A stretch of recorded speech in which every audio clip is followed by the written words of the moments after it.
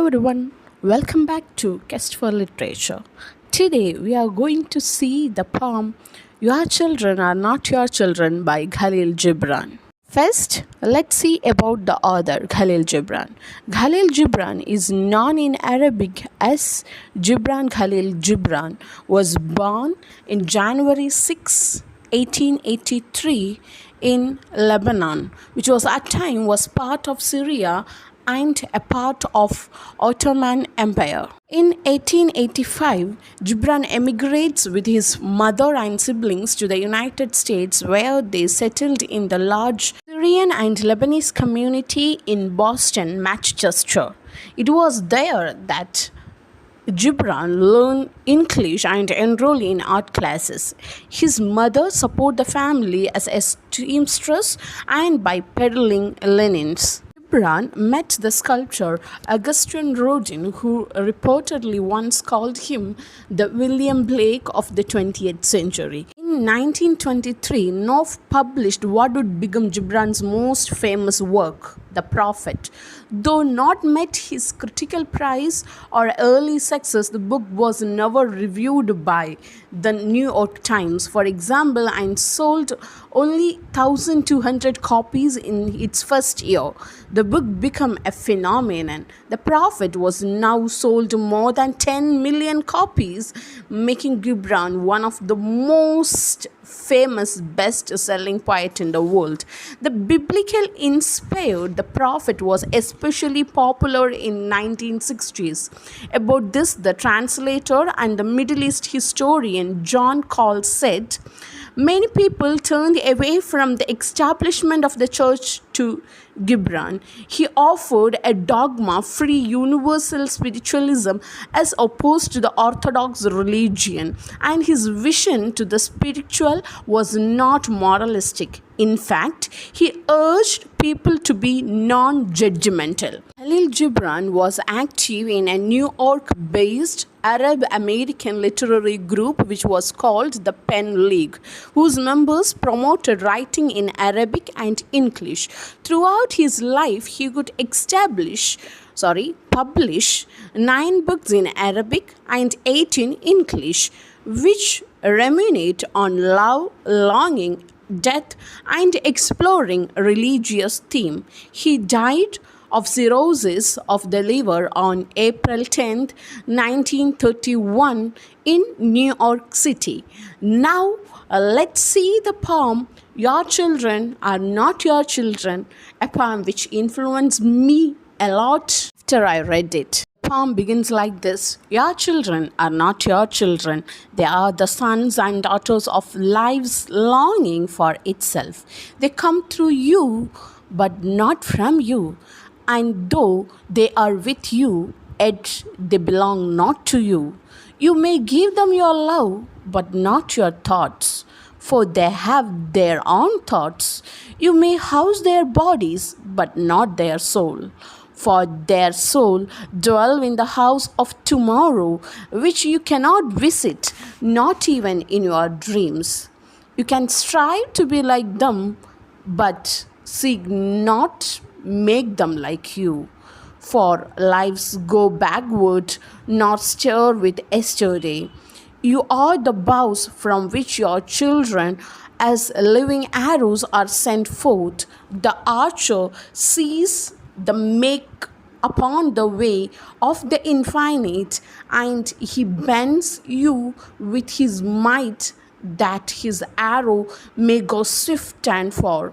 Let your bending in the archer's hand be for gladness, for even as he loves the arrow that flies, so he also loves the bow that is stable.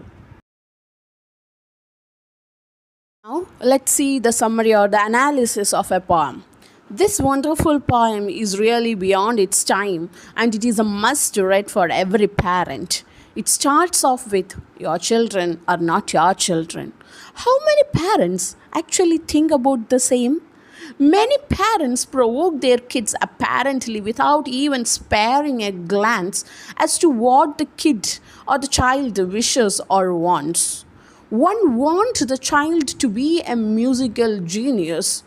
when they do not know a note. Another want the child to become what he or she couldn't be. Is that what children are for? They have come through us or the parents for a purpose of their own, and some of them are very different from their parents in thoughts, attitudes, wishes, etc. If Buddha was like his parents, we would not have had him or his teaching to guide us. His parents too kept him away from many things because the throne could be unoccupied without the son. But as Khalil Gibran says, they stay with you, but not they didn't belong to you. Each one of us have to chart out our own path, and not one of us resembles the other. The God and nature are so brilliant that we couldn't find even our fingerprints resembling another. So, where is the question of life or life paths? Parents can only give them love so as to make them confident for tomorrow, but not thoughts. Well, we cannot give them that.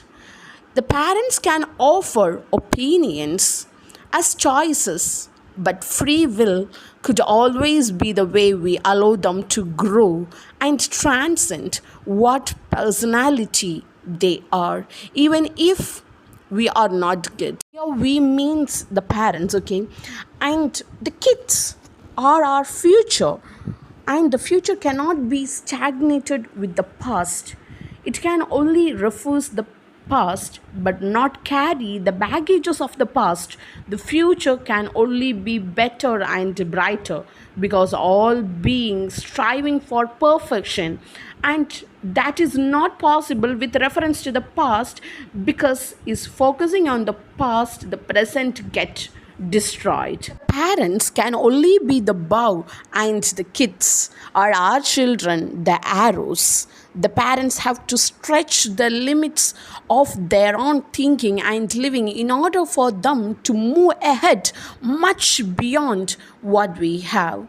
The respect that any adult gets should not be because he or she is an adult, but it should be because the next generation feels they deserve it due to adults' thoughts, which has become a foundation for the kids' character. And one day we should look at them and wonder, these were my thoughts, and my children has preceded me, and I should hope to become like him or her one day.